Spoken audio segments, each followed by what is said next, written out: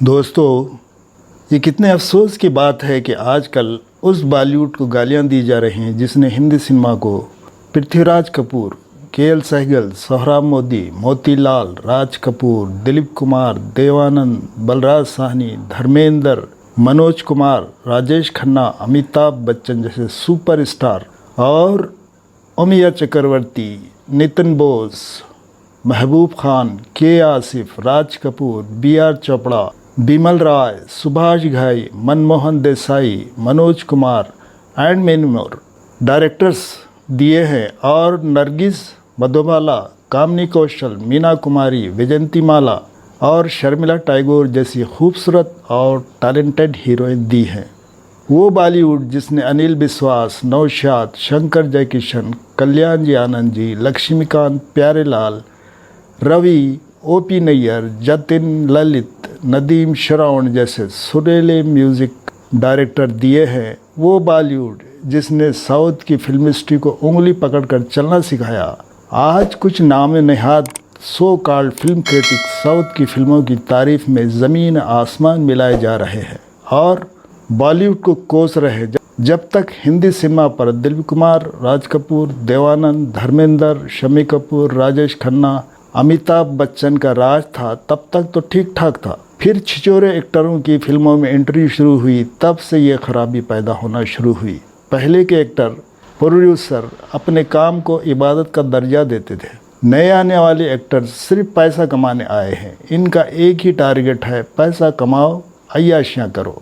Film industry में जब तक उर्दू के राइटर थे, तब तक अच्छी कहानियाँ भी थी, अच्छा संगीत, अच्छे गीत, अच्छे डायरेक्टर, सब कुछ था। उस ज़माने में साउथ वाले भी उर्दू के राइटर से कहानियाँ लिखाकर सिर्फ घरेलू फिल्में बनाते थे। भाभी, छोटी बहन, ससुराल, ख़ानदान, मिलन, दो कलियाँ जैसी साफ़ सुथरी फिल्में बनती थी जो बॉलीवुड को टक्कर देती थी। आज जैसी फिल्में साउथ में बन रही है, इन फिल्मों का चंद साल पहले बॉलीवुड वाले मजाक बनाते थे। फिर बॉलीवुड में नए अदाकारों के साथ नए डायरेक्टर्स आने लगे। इनमें ज़्यादातर फिल्मी फैमिलीज़ के बेटे थे जो लंदन, अमेरिका में पढ़कर आए थे। इन्हें हिंदी उर्दू तो आती नहीं थी, ये सिर्फ अंग्रेज़ी में बात करना, सोचना, लिखना अपने लिए शान समझते हैं। क्रिएटिविटी नाम की कोई चीज़ इनके पास नहीं, बस है तो बाप दादा का कमाया हुआ पैसा। इस पैसे को उन्होंने खूब लुटाया, अदाकारों के रेट बढ़ा दिए। अंग्रेज़ी, चीनी, जापानी, कोरिया, यहाँ तक कि पाकिस्तानी फिल्मों से भी न सिर्फ कहानियाँ बल्कि गानों पर भी हाथ साफ करना शुरू कर दिया। वक्ती तौर पर कामयाब भी हुए, खूब पैसा भी कमाया। जब इनके पास कहानियाँ ख़त्म हो गई, बजाय इसके कि इनको होश आता, ये अपने गंदे कल्चर को फिल्मों में ले आए।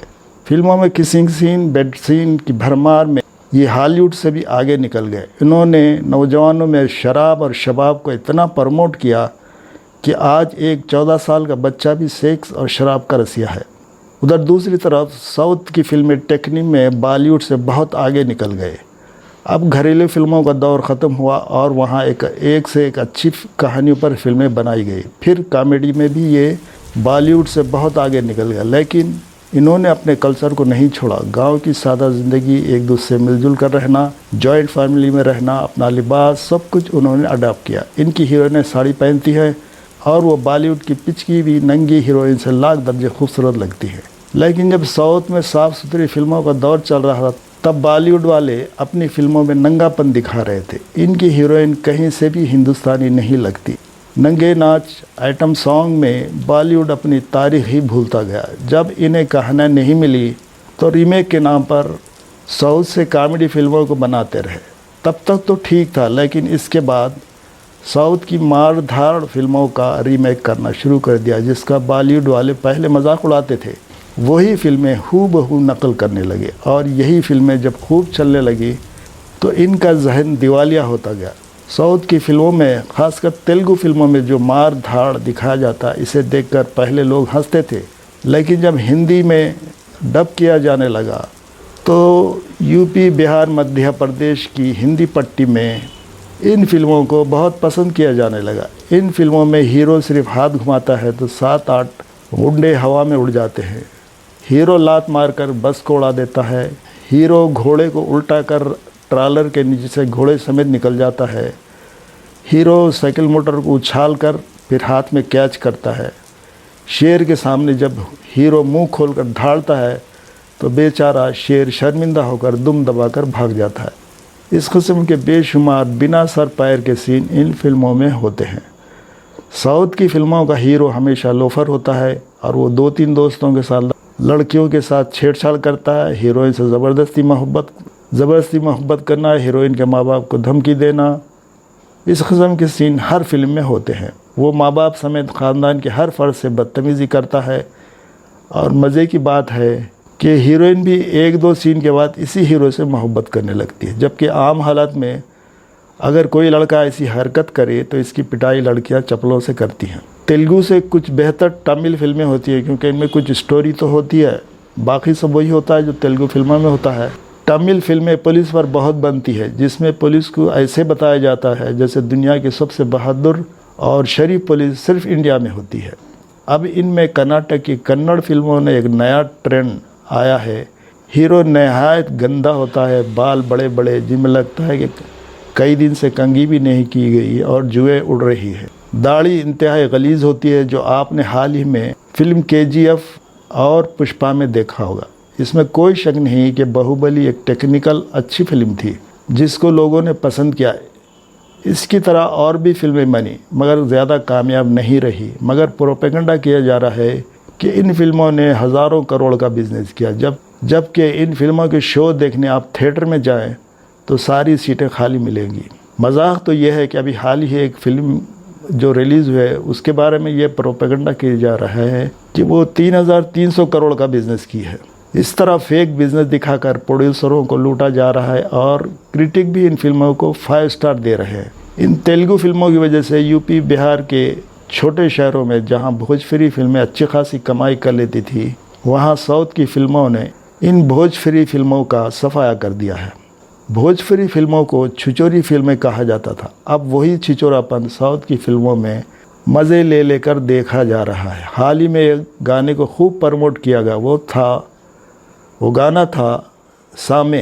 ये गाना इतना बेहुदा है कि अगर आप इसका हिंदी तर्जुमा सुने तो अपना सर पीट लें। इस गाने में हीरोइन हीरो को कह रही है, सामे लुंगी घुटनों से ऊपर उठाया, इसका वो नज़र आया सामे, वगैरह वगैरह। खैर, अब आते हैं बॉलीवुड वालों की तरफ।